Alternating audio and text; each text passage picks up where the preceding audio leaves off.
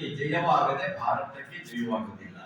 ಇವೆರಡರ ಒಂದು ಆಂತರಿಕವಾದ ಅವಿನಾಭಾವ ಸಂಬಂಧ ಇದೆಯಲ್ಲ, ಅದನ್ನು ಏಕಕಾಲಕ್ಕೆ ರಾಷ್ಟ್ರೀಯತೆ ಮತ್ತು ಪ್ರಾದೇಶಿಕತೆಗಳನ್ನ ಏಕಕಾಲಕ್ಕೆ ಬೆಸೆದಂತಹ ಒಂದು ವಿಚಾರಧಾರೆಯನ್ನ ಕುವೆಂಪು ಅವರು ನಿರಂತರವಾಗಿ ಪ್ರತಿಪಾದಿಸ್ತಾ ಬಂದಿರೋದು ನಾವು ನೋಡ್ತೇವೆ.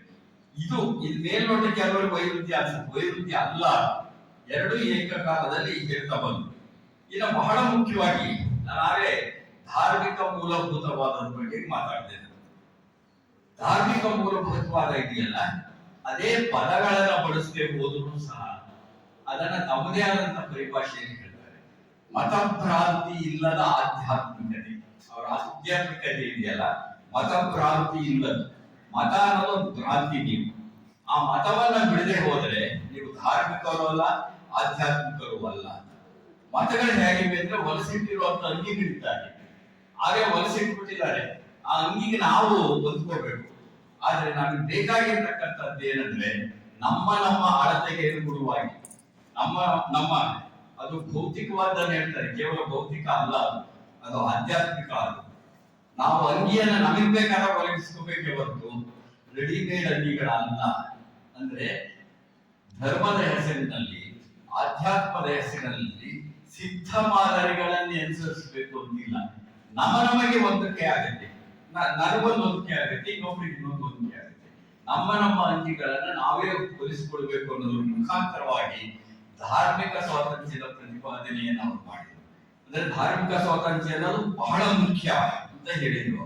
ಅಂದ್ರೆ ಮತ ಧರ್ಮಗಳಿದಾವಲ್ಲ, ನಾವು ಮಾಡ್ತಿರುವಂತ ಅಪಾಯಕಾರಿಯಾದಂತ ಹಿಂದೆ ಏನು ಅಂತಂದ್ರೆ ಜಡಗೊಂಡಂತಹ ಸಿದ್ಧ ಮಾದರಿಗಳನ್ನು ನಮ್ಮ ಎದುರುಗಡೆ ಇರ್ತದೆ.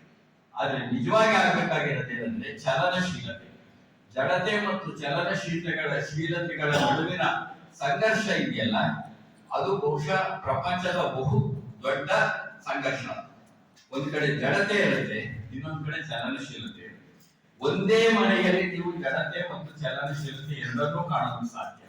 ವಿಶೇಷವಾಗಿ ಸಂಸ್ಕೃತಿಯ ವಿನ್ಯಾಸಗಳಲ್ಲಿ ಒಂದೇ ಮನೆಯಲ್ಲಿ ಚಲನೆಯೇ ಇಲ್ಲದೆ ಇರುವಂತಹ ಜಡ ಸಂಪ್ರದಾಯದ ವ್ಯಕ್ತಿತ್ವದವರು ಇರೋಕ್ ಸಾಧ್ಯ. ಅದೇ ಸಂದರ್ಭದಲ್ಲಿ ಅದೇ ಮನೆಯಲ್ಲಿ ಆ ಜಡತೆಯನ್ನ ಮೀರಿದ ಚಲನಶೀಲ ವ್ಯಕ್ತಿತ್ವದವರು ಇರೋಕ್ ಸಾಧ್ಯ. ಇದು ಇಡೀ ದೇಶಕ್ಕೂ ಅನ್ವಯಿಸುತ್ತೆ. ಹಾಗಾಗಿ ಪ್ರಪಂಚದ ಒಟ್ಟು ಚರಿತ್ರೆಯ ಒಳಗಡೆ ಸಾಂಸ್ಕೃತಿಕವಾಗಿ ಮತ್ತು ಸಾಮಾಜಿಕವಾಗಿ ಜಡತೆ ಮತ್ತು ಚಲನಶೀಲತೆಗಳ ನಡುವಿನ ಸಂಘರ್ಷವನ್ನು ನಡೀತಾನೆ ಇದೆ. ಕಡೆಗೆ ನಾವೆಲ್ಲ ಮೆಚ್ಕೊಳ್ಳೋದು ಏನಂದ್ರೆ ನಮ್ಮ ಕಾಲಕ್ಕೂ ಪ್ರಸ್ತುತವಾದ ಚಲನಶೀಲತೆಯನ್ನ ನಾವು ಮೆಚ್ಕೊಳ್ತೇವೆ. ಇದು ಸಹ ಒಂದು ಕಾಲದ ಜಡ ಆದರೆ ಅದನ್ನು ಮೀರಿದ ಇನ್ನೊಂದು ಚಲನಶೀಲತೆ ಉಟ್ಕೊಳ್ತಾ ಇರುತ್ತೆ. ಇದು ಕುವೆಂಪು ಅವರ ಮತಭ್ರಾಂತಿ ಮೀರಿದ ಆಧ್ಯಾತ್ಮಿಕತೆ ಇದೆಯಲ್ಲ, ಆ ಪರಿಕಲ್ಪನೆಯಲ್ಲಿ ಇರೋದೇನೇನೆ ಜಡತೆಯನ್ನ ಮೀರಿದ ಚಲನಶೀಲತೆಯ ಒಂದು ಪರಿಕಲ್ಪನೆ ಅಂತ ನಾನು ಭಾವಿಸಿಕೊಂಡಿದ್ದೇನೆ.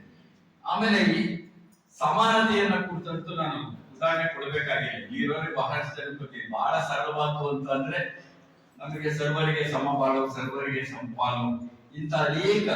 ಆಮೇಲೆ ಶ್ರೀಸಾಮಾನ್ಯನೇ ಭಗವದ್ ಮಾನ್ಯ ಅಂತಾರೆ. ಶ್ರೀಸಾಮಾನ್ಯನೇ ನಿಜವಾಗಿ ದೇವರಿಂದ ಮಾನ್ಯನಾಗ್ತಕ್ಕಂಥವನು ಅನ್ನುವಂಥ ಕಲ್ಪನೆಗಳಿರ್ಬೋದು. ಸರ್ವ ಜನಾಂಗದ ಶಾಂತಿಯ ತೋಟ ಅನ್ನುವಾಗ ಸೌಹಾರ್ದತೆಯ ಕಲ್ಪನೆ ಇರ್ಬೋದು. ಸಹಿಷ್ಣುತೆಯ ಕಲ್ಪನೆ, ಅದು ಸಹಿಷ್ಣುತೆಗೆ 1928ರಲ್ಲಿ ಹುಟ್ಟಿದ್ರಿ.